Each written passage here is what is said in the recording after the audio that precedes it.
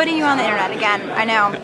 So I know when we had I've noticed that when you do these things, I always look like I'm going like this, or I'm chewing.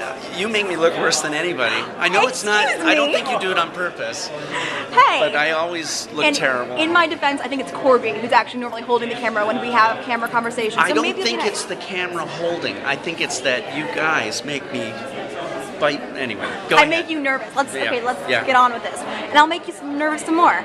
I know in May when we had the conference call, you mentioned that there might be an appearance of someone who would be a recurring figure in season 6 in the Gravedigger episode. So perhaps could this person that we are now going to be finding as a foe in season 6 already have been introduced off screen in the end of season 5?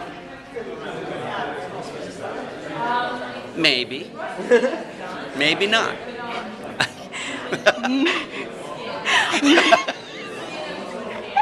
Am I causing trouble in my first This is question? why you watch very carefully. This is why you're a nightmare. Why can't you watch the show like normal people? Check in every few episodes. I know, I terrify you. I'm your worst nightmare, pretty much. You have a better memory for a lot of the show than I do. I can help you out if you need help in the future. I've got Emily too. She's just like you. Okay, so let's talk about some more about season 6. Booth's girlfriend. Let's talk about her because I've never actually said that You know Booth was what? going to have a girlfriend. you kind of screwed yourself over a little bit, and I say this in the nicest way possible because you keep saying maybe, maybe not. I ain't saying to every ridiculous rumor. So at this point, when someone says something that's absolutely not true, then they're gonna might believe it more. I know. Yeah, so you're trying to make level the playing field. Yes. I do make you move on. I'm trying. Yes. I can follow you. Don't. I'm trying not to be the guy who says things. There's a lot of people on the show who can talk about stuff, but I'm trying very hard not to be the spoiler guy. Okay, so Which let's. is very tough sometimes. Yeah, so let's talk hypothetically with, hypothetically, and I'm doing quotes right there. Yeah, she went like this. Yes, with if Booth was to come back with a journalist girlfriend, who I did, by the way, volunteer to play the part, but whatever. Not whatever. I was willing to take the fan hate. Are you sure? Yes, I was. I was willing for that, but whatever.